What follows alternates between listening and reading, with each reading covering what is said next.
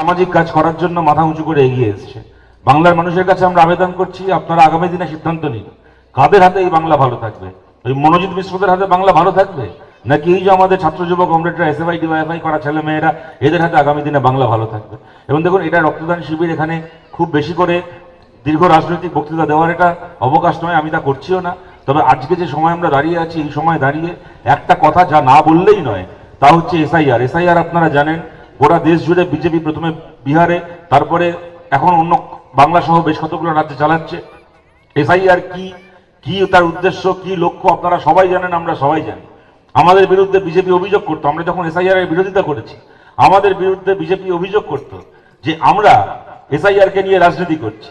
আমরা এসআইআর এর মতো একটা নাকি বিরাট জরুরি কাজ, এসআইআর এর মতো একটা জরুরি কাজকে আটকানোর জন্য আমরা রাজনীতি করছি। আমাদের অভিযোগ কি ছিল, যে এটা বিজেপির কাছে একটা ভোট পার করার হাতিয়ার। বিহারে ওরা গোহারা হাঁটতো, এসআইআর করে ছলে বলে খেটে খাওয়া মানুষের, গরিব মানুষের নাম লিস্ট থেকে বাদ দিয়ে, পরিযায়ী শ্রমিকের নাম, দলিত মানুষের নাম, মুসলমান মানুষের নাম লিস্ট থেকে বাদ দিয়ে ছলে বলে কৌশলে বিহার দখল করেছে। রাজ্যে রাজ্যে ওরা সেই রাজ্যকে দখল করার জন্য এটাকে ব্যবহার করছে। আমাদের কি অভিযোগটা মিথ্যে ছিল? বিজেপি বললো এর সঙ্গে ভোটের কোনো সম্পর্ক নেই। আমরা কি দেখলাম, আর কয়েক মাসের মধ্যে আমাদের দেশের 5টা রাজ্যে ভোট হবে। আমাদের পশ্চিমবাংলায় ভোট হবে, কেরালায় ভোট হবে, তামিলনাড়ুতে ভোট হবে, পন্ডিচেরিতে ভোট হবে এবং আসামে ভোট হবে। এই 5টা রাজ্যের মধ্যে 4টে রাজ্যে বিজেপির সরকার নেই। কেরালায় বিজেপি সরকার নেই, পশ্চিমবাংলায় বিজেপি সরকার নেই, তামিলনাড়ুতে নেই, পন্ডিচেরিতে নেই।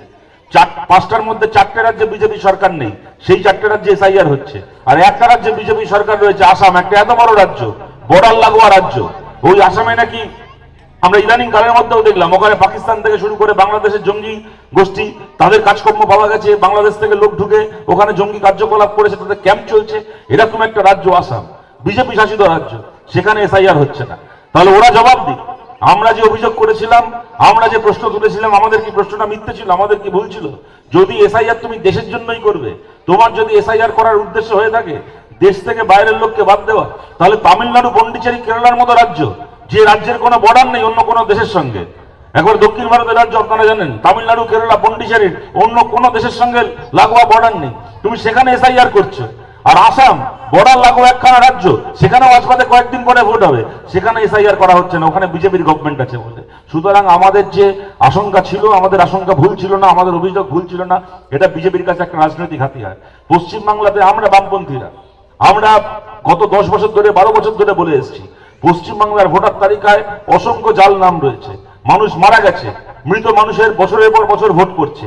এক মানুষ এক জায়গা থেকে আরেক জায়গায় চলে গেছে, তার 2 জায়গায় 3 জায়গায় নাম থেকে গেছে, তিনি এখন যেখানে থাকছেন সেখানে ভোট দিচ্ছেন।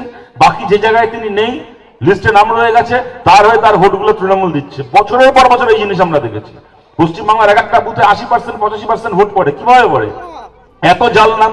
সুজন চক্রবর্তী আমাদের পার্টির নেতা, কদিন আগে আপনারা দেখেছেন সাংবাদিক সম্মেলন করে দেখিয়েছে, যাদবপুর একটা বিধানসভা কেন্দ্র, একটা যাদবপুর বিধানসভা কেন্দ্রের মধ্যে 20,000 শুধুমাত্র মৃত মানুষের নাম। আমরা বলেছিলাম যে অবশ্যই এই মৃত মানুষের নাম, কি বাড়ি পাল্টে চলে যাওয়া মানুষের নাম লিস্ট থেকে বাদ দেওয়া উচিত, এই নিয়ে কোনো সন্দেহ নেই। কিন্তু বলুন, তার জন্য এসআইআর লাগে?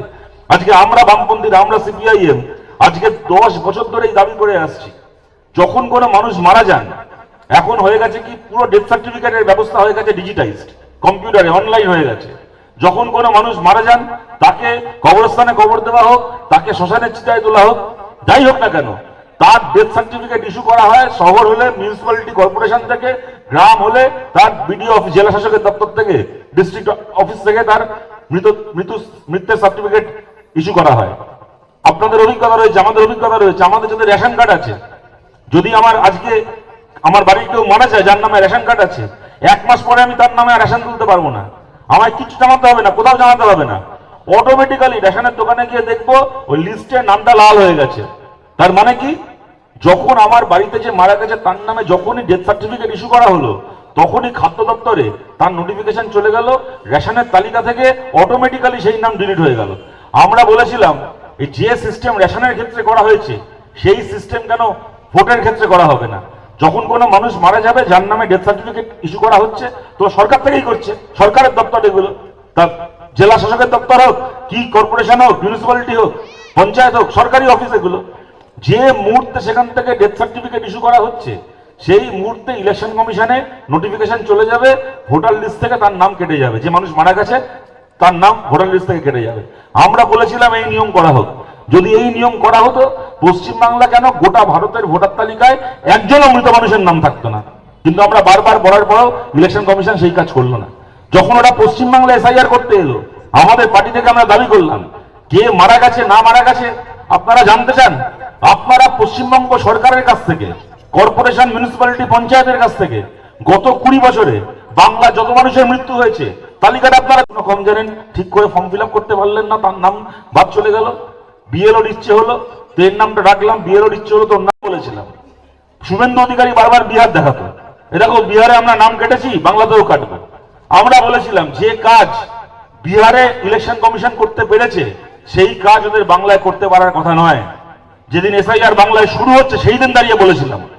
তার কারণ বিহারে সরকারটা বিজেপি চালায়, বিজেপির সরকার। এসআইআর যতই ইলেকশন কমিশন করুক, হাতে হাতে করে কাজটা, খাতায় কলমে কাজটা করবে। ইলেকশনের মধ্যে মাথায় ঢোকে না সরকারটা বিজেপির না কার সরকার। বিজেপি সরকারও কোন রাজ্যে এই কাজ করতে পারেনি। সরকারের টাকায় মন্দির তৈরি, পশ্চিমবাংলা সরকার সেটাও করে। সুতরাং এরা বিজেপির থেকেও বড় বিজেপি, যাকে সেটা অন্য কথা। কিন্তু আমরা বলেছিলাম পশ্চিমবাংলায় সরকারটা বিজেপির হাতে নেই, এখানে তৃণমূলের সরকার।